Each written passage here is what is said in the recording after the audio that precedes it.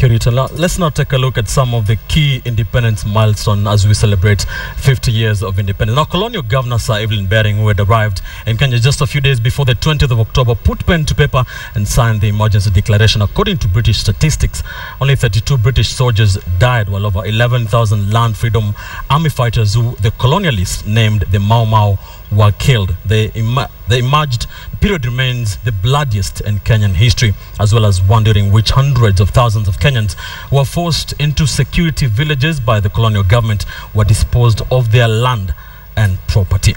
That happened then. After this, now, despite the huge reversals that the Mau Mau faced during the emergency, the colonial government was forced to come to terms with one thing: that Kenya could not remain colonized for much longer in what was seen as the first move to appease Africans. The Swanton plan, crafted by Colonial Agriculture Secretary Swaneton, recommended and instituted the consolidation of land in native areas and would lead to the passing of the laws that gave Africans their first title deeds, as well as the right to grow cash crops like tea and coffee.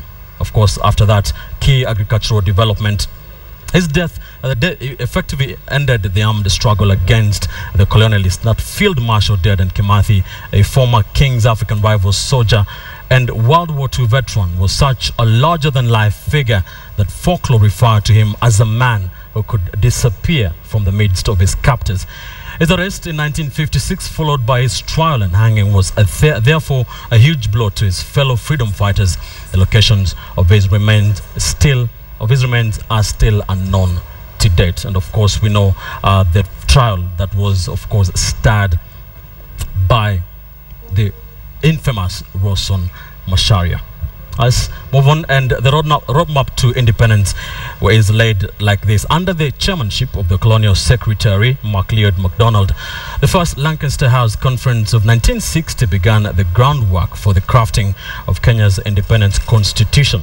It was for the first time a consultative process in which all of Kenya's communities were represented, whereas the conference could have had better outcomes. The lifting of the ban on African political parties after the Lancaster Conference was a significant step towards self-rule. Those were some of the key milestones, of course, from that 1952 area when a state of emergency was declared in Kenya, Nancy, and that led to independence on December 12th, 1963. It was a long road, wasn't it? It is a long road, and 50 years later, you can understand what we as Kenyans are celebrating. Absolutely.